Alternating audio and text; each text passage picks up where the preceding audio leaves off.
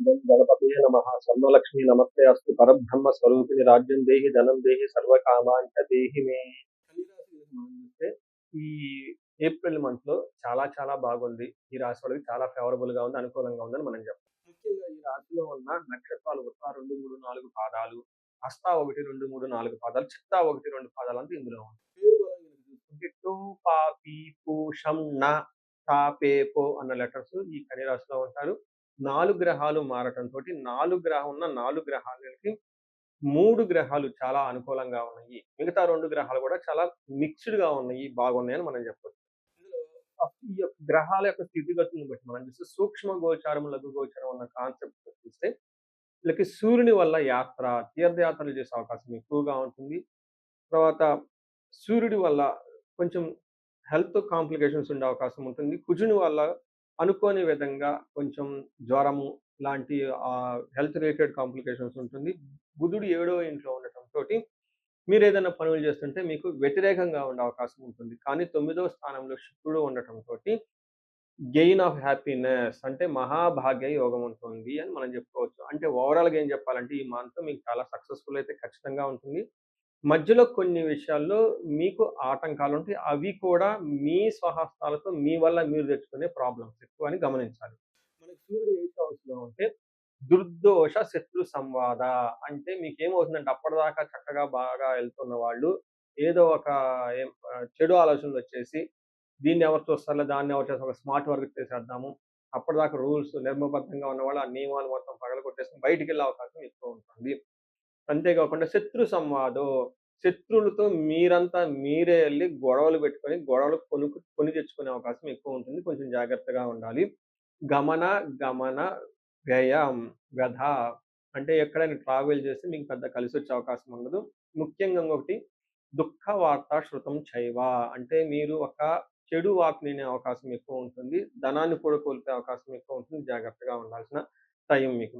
అలానే 7వ స్థానంలో కుజుడు ఉండటంతోటి అన్న వస్త్రాది రాహిత్యం, బంధుభిః కువార్త, పుత్ర భాతృణాం క్రోధ అని చెప్తారు. అంటే ఈ టైంలో కొంచెం ఫుడ్ టయానికి తినకుండా అటు ఇటు బాగా కష్టపడుతూ టెన్షన్‌గా తిరిగే అవకాశం ఎక్కువగా ఉంటుంది. అగైన్ మీకు కుజుని వల్ల కూడా ఒక ఎన్నుకోవడం వాటిన అవకాశం ఎక్కువ ఉంటుందని జాగ్రత్తగా ఉండాలి. అయితే ఇక్కడ ఇందులో పాజిటివ్ న్యూస్ ఏందంటే ప్రొఫెషనల్ మ్యాటర్స్‌లో చాలా సక్సెస్‌ఫుల్‌గా కెరియర్ చాలా గ్రోత్‌గా ఉంటుంది. ధనం విషయంలో చాలా జాగ్రత్తగా ఉండాలి. మీకున్న ధనం కానీ, సంపాదించుకున్నది గాని కోల్పోయే అవకాశం ఉంటుంది. షేర్ మార్కెట్‌లో ఇట్లా స్పెక్యులేటివ్ మార్కెట్‌లో లాంటివి పెట్టేస్తే అందులో పోయే అవకాశం ఉంటుంది. ఇన్ కేస్ మీరు గ్యాంబ్లింగు, జూదము ఇలాంటివి ఏమన్నా కనుక ఆడుతూ ఉంటే వాటిలో కూడా ధనాన్ని కోల్పోయే అవకాశం ఎక్కువ ఉంటుందని గమనించాలి.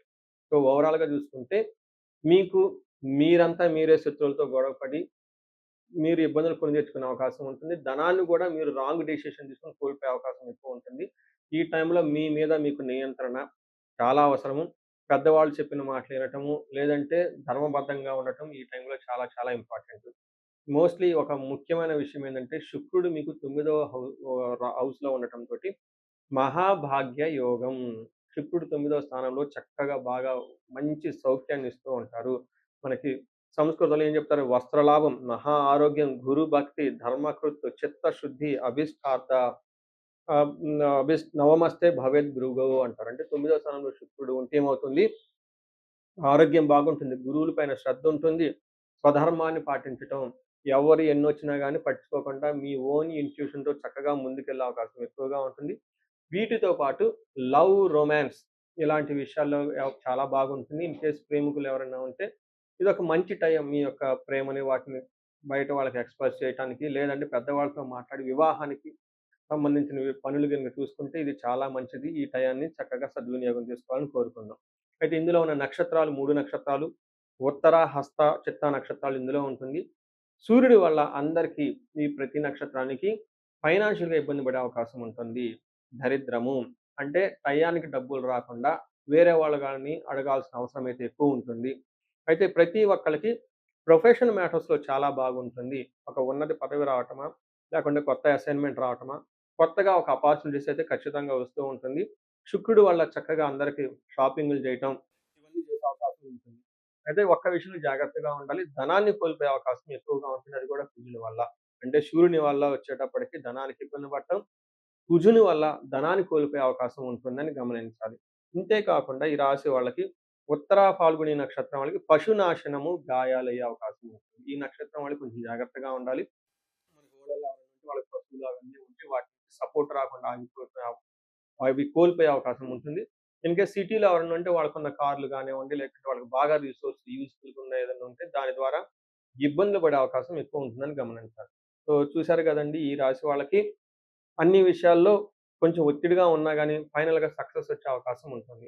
ఈ రాశి వాళ్ళు రో చే పర్టిక్యులర్‌గా చేయాల్సిన పరిహారాలు సూర్యుడికి సంబంధించి ఆర్ఘ్యం ఇవ్వటము, ఆదిత్య హృదయ స్తోత్రాన్ని చదవటము, పితృ సమానులైన పెద్దవాళ్ళకి నమస్కారం చేసుకొని వాళ్ళ అనుమతితో ఏదైనా గనక పనులు చేస్తే చక్కగా కలిసొచ్చే అవకాశం ఉంటుంది. ఇది కాకుండా ఇండివిడ్యువల్‌గా మీ లైఫ్‌లో ఏదైనా గనక సమస్య మీరు గనక ఛాలెంజెస్ ఫేస్ చేస్తూ ఉంటే ఒక్కసారి మీ జాతక చక్రాన్ని చూపించుకోవడం చాలా ఇంపార్టెంట్. ఎవరికైతే ఏజ్ 35-40 ఉండి కెరియర్‌లో చాలా బాగున్నారు. తర్వాత అకాడమిక్స్‌లో చాలా బాగా రాణించారు. అనుకోకుండా అన్‌ఎక్స్‌పెక్టెడ్‌గా ఈ టైంలో మీరు కొన్ని ఇబ్బందులు పడుతున్నారు. తర్వాత కెరియర్ అంతా ఆగిపోయింది. విషయం ఏంటో మీకు అర్థం కావట్లేదు. లేదంటే రకరకాల ప్రాబ్లమ్స్ ఉన్నాయి గానీ మీరు ఫేస్ చేస్తూ ఉంటే, ఈ టైంలో జాతకం చూపించుకోవాల్సిన ఆవశ్యకత ఎంతో ఉంటుంది మీకు. మీకు ఎవరికైనా ఆర్థికంగా బాగా ఇబ్బందులు ఉంటే, స్వర్ణలక్ష్మి విశేష హోమం చేపించుకుంటే చాలా బాగుంటుంది. శత్రు బాధలు విపరీతంగా ఉన్నారు. కోర్టు వ్యవహారాల్లో ప్రాబ్లమ్‌గా ఉందనుకుంటే, చండీ హోమము, నవచండీ హోమం, చండీ పారాయణ చేస్తే చాలా బాగుంటుంది. ఇవి కాకుండా ఇంకా ఎవరికైనా మీకు భార్యాభర్తల మధ్య అన్యోన్యత గురించి అన్యోన్య దాంపత్య పాశుపత అభిషేకం చేపించుకోవటం, ధనం నిలబడటానికి కుబేర పాశుపత అభిషేకము, హెల్త్ కాంప్లికేషన్స్ ఉంటే ఎవరికైనా అమృతం మృత్యుంజయ పాశుపత అభిషేకము, హోమాలు ఇవన్నీ చేపించుకుంటూ చాలా బాగుంటుంది.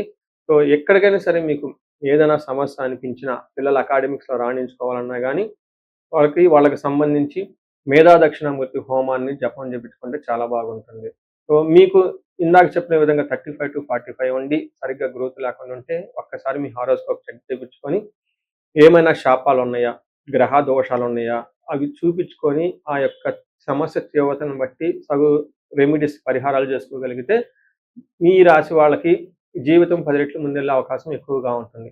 ఈ రాశి వాళ్ళకి అష్టైశ్వర్యాలు కలగాలని, భోగభాగ్యాలు కలగాలని చెప్పేసి నేను కోరుకుంటున్నాను. నమస్తే.